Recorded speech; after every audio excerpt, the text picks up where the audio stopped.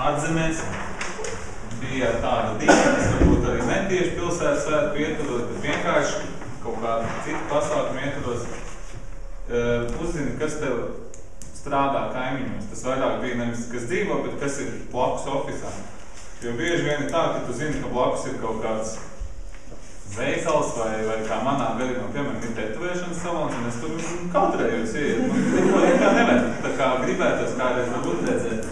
Nu, un tad ir viena tāda diena, kad tas ir izziņots, ka to drīkst darīt, un ka viņi gaida pilnīgi, kad es tur ieiešu, un tad man apsteigā vieties kaimiņus, un tīri praktiski. Varbūt ir kaut kāda lieta, kurā jūs varat vienoties, ko jūs tad, teiksim, atkritumus metat vienam konteinerī, un tā tālāk.